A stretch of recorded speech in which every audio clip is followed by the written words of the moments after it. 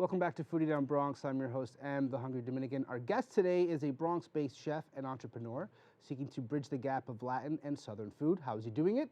Let's find out. Joining us on the show today is Chef Ceasar. Chef, How you doing? thank you, sir, for being here today. Thank you, thank you. So there's a few things I want to cover.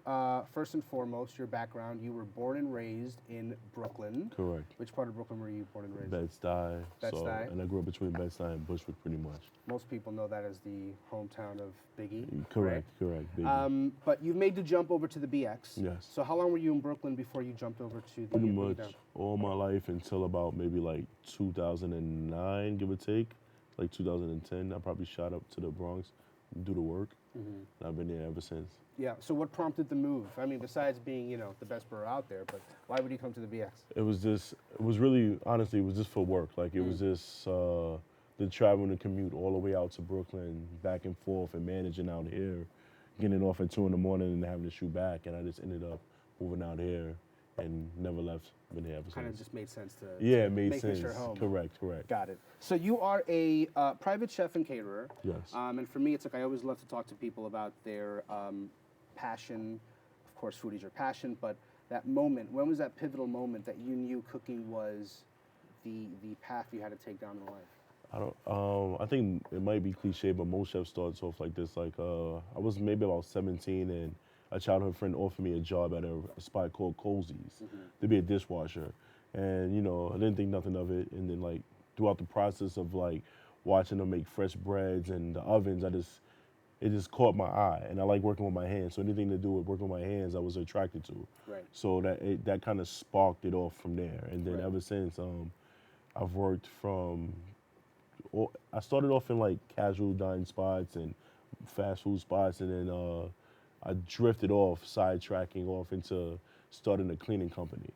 And I did that for a while, and then as I was cleaning certain restaurants, I started giving insights in one restaurant in Brooklyn to teach them how to run the spot. And then I was just like, I miss it, and I jumped back into it, and then worked in a few Michelin star spots and more elevated restaurants, and just to critique and develop my craft. Right. And I've been there ever since. So what kind of advice were you giving that first restaurant? What did you feel you had learned up to that point that you could start giving people advice on how to run restaurants? I just think it was something so simple as how the staff was moving and, like, this customer service, and then how he was moving around in the kitchen.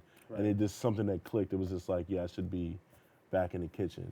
It was nothing too serious, but it was just like me being nosy and giving my insight to something I seen that I didn't think was correct. Sure. And it kind of just hit me like, you know what, this is what I should be doing full time, So you had this sort of innate love of hospitality. Correct. Of making Overall. Right. Making a Yeah, restaurant run smoothly, right?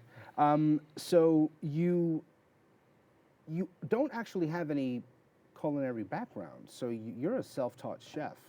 You've come up, Yeah, I attempted to go to culinary school, and then I got into it after cooking for like maybe 8 years, and I thought it would be good for me to, further spark my career, have it on a resume. And then I got lucky and worked at a spot called Rebel, which had a Michelin star. It was in the city, and the chef was like, "Don't even go. You're gonna learn here."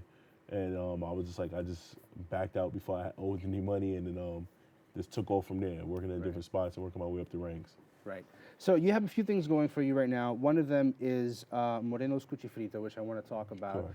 You have the logo on your shirt, on your hoodie, and I came to find out that was designed by the Bronxer. Yeah, I reached Alex out to Rivera. him. Yes, correct.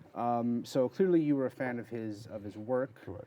And you reached out. So when did this idea of Morenos Cuchifrito come to you? It's still new. It just came about with all the food that I'm cooking, and I was like, how can I tie this up and present it, in a cool, modern way of what I love to do and what I love to eat and cook, and it came up with that. Right. So you push Southern and Latin comfort foods. Correct. How do you blend them together? What are the differences? What are the things that you find that are the same in both types of food? I mean, for me, they're both comfort food, right? I don't really label it Latin comfort food. It's just that's my comfort food. And you're right about that. So what do you find are the things that connect those two do you find that, are there any dishes that are challenging when you try to sort of blend those two genres So I'm together? a bit of a rebel. So like I like to merge both of them together to get people to eat something different. So Right. a lot of my friends are Latino. For example, something with grits. So a lot of Latinos don't eat grits, right? Right. So I'm like, okay, how can I present this and wrap it up and get them to try it? So I came up with a dish called El Puente, the bridge, right? And it was one of the first dishes that I used to try to test this out. And it was grits, and most shrimp and grits for Southerners is like, it'd be like a tomato-based stew with creamy grits and like shrimp on top.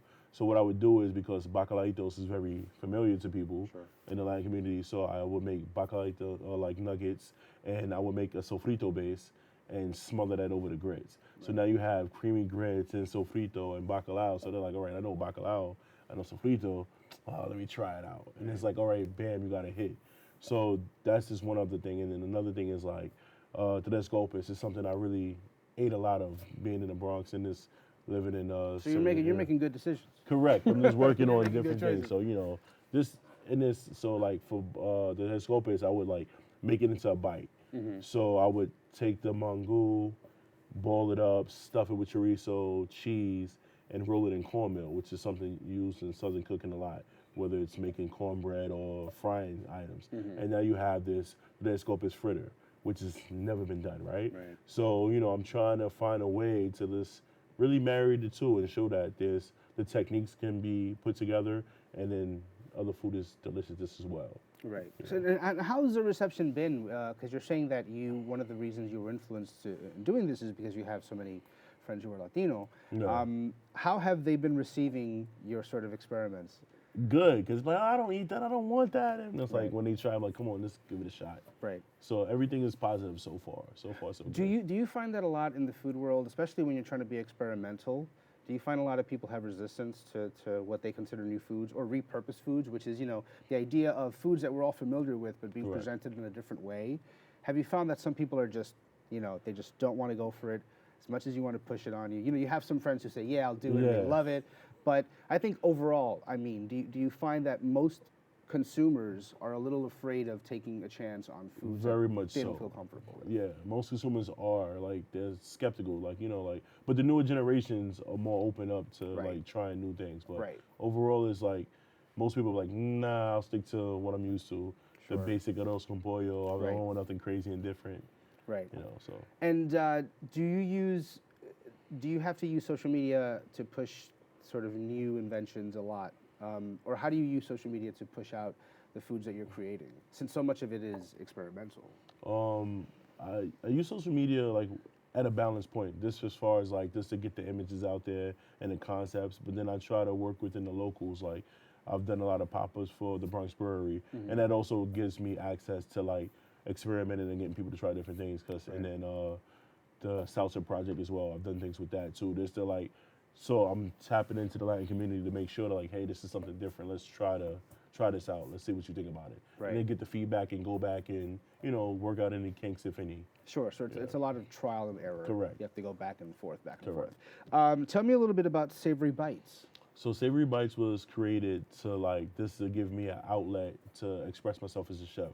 So I'm very stubborn. Like working in most restaurants, it was just, you're doing what somebody else wants you to do. So it was really something for me to start just to like cook the type of food I wanted to do and just express myself on a plate. And that was pretty much the cause of that. Right. So I want to kind of wrap it up with a little bit of some Brooklyn and Bronx vibes. Food-wise, what differences do you see in the borough? I think really there's more in common than any differences. Correct. But what do you feel about the Bronx food scene versus the Brooklyn food scene? For me, it's like an endless conversation about what's happening in Brooklyn. But what do you feel are the vibes between both boroughs when it comes to the food scene? Well, if I go back maybe 10 years, I would say it's very similar. Now Brooklyn is changing, they would say for the better. So the food scene is a little more like, more hip, more modern, cliche. But as far as for what I'm trying to present, there's not much of that anymore. And I think Cuchifritos are going extinct right now, to be honest. So I'm trying to really revamp and bring back something that we once had, but with a modern twist to it. Got it. Something that feels familiar, but it's very Correct. much. Very. Got it. So one last thing I want you to mention to me about the Bronx Supper Club. Yes. What's going on with that one? So I'm working on a home-based supper club, which really showcase something more elevated. So like with Morenos Cuchifrito, it's really like it sticks kind of true to what you normally would see, like with empanadas and things like that. But I'm trying to really showcase my talent as a chef as well, and show people like you can do something other than just frying food. So I'm working on a menu that's going to play with certain concepts that'll be more that you think you can go to a Michelin star spot and get. Sounds good. But with the soulfulness of Latin food. Love that. Thank you, Chef, and good luck with all of your endeavors. Thank you so much. Thank you, sir. All right, guys, stay connected with Chef Ceasar on Instagram at Chef Ceasar 1022 and at Savory Bites NYC. Well, that's all for the show, guys. Thank you again for tuning in, and thank you to my guests for joining me today. Tune in every Thursday at 6:30 p.m. here on BronxNet Optimum 67 and FiOS 33. Also, make sure to tune in on the go at bronxnet.org and find clips of the show on YouTube. From BronxNet to the world, this is Foodie Down Bronx. I'm your host, the Hungry Dominican, always reminding you to feed your mind, feed your body, and if you see me coming along, feed me. Adios.